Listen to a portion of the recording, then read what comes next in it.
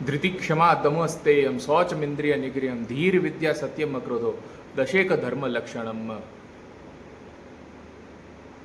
देवियों सज्जनों, स्वागत है आप सभी का वैदिक साधना केंद्र चैनल पर। सर्वधर्म परित्यज्य मामेक शरणं व्रज।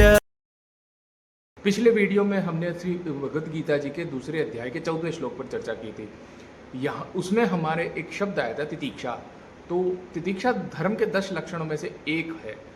मनुस्मृति के अनुसार 10 धर्म के लक्षण बताए गए हैं, जिसमें हमने देखा मुख्य रूप से धृति मतलब धैर्य, क्षमा क्षमाशीलता, सहनशीलता, दम मतलब आत्मसंयम, सौस्तेय का तात्पर्य चोरी न करना। यहाँ पर केवल भौतिक सामग्री की चोरी करना नहीं है, यहाँ पर इसका आध्यात्मिक धार्मिक दृष्टिकोण भी है। इसी के साथ साथ में शौच मतलब पवित्रता, शुचिता, किसकी? मन बुद्धि चित्त अहम, हर जगह स्थान पे शुचिता। इंद्रिय निग्रह, जैसा पिछले वीडियो में हमने जाना ही था कि मन जो कि ये धारणा तय करता है क्या अच्छा और क्या बुरा, वह इनटेक कहाँ से लेता है? इंद्रियों से।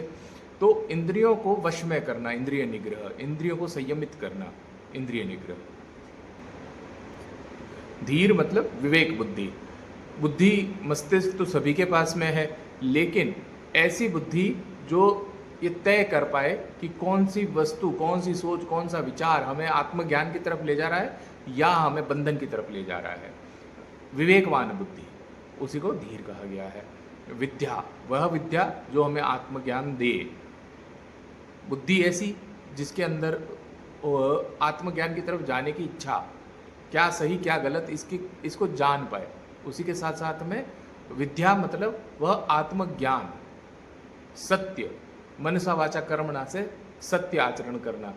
और अक्रोध मतलब क्रोध का भाव। देखो, क्रोध भी बहुत सारी तरह का होता है। ऐसा नहीं कि हमेशा आप वायलेंट है तो ही क्रोध है। अंदर से चिड़चिड़ाए हुए हैं, अंदर से बहुत परेशान है, कंट्रोल फ्रीक हैं, आपका बस चल नहीं रहा, अंदर से बहुत बेचैनी बढ़ी हुई है। ये सभी क्रोध का प्रकार है जो विभिन्न रूप से हमारे अंदर प्रकट होता है।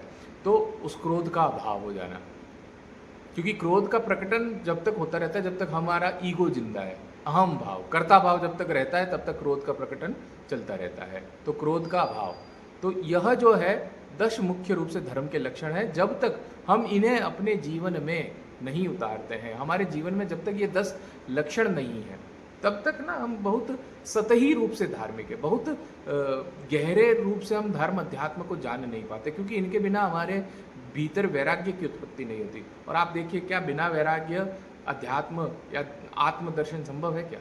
आप दुनिया जहान में मोह घुसाए बैठे हैं, दुनिया जहान का स्ट्रेस पाले बैठे हैं, और आपको लगता है कि आप बहुत बड़े धर्मात्मा हो गए। ऐसा नहीं होता।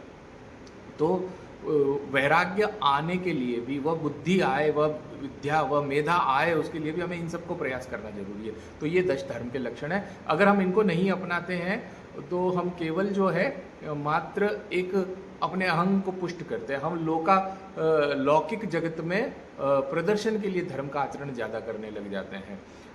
तो इसलिए मेरा अनुरोध है कि हम इन तथ्यों को अपने जीवन में, अपनी चर्या में जोड़ें,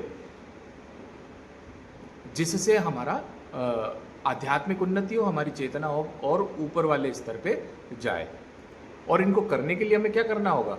देखो, सबसे पहले इनके बारे में सोचना पड़ेगा। किसी भी चीज़ को करने के लिए क्या करना पड़ता है? सबसे पहले सोचना पड़ता है। तो हमें इनके बारे में सोचना पड़ेगा, देन मनन, और फिर जो हमें एडेप्टेबिलिटी आई उसको रेगुलरिटी, उसका अभ्यास, चिंतन मनन निधिध्यास, यह नित्य करना होगा।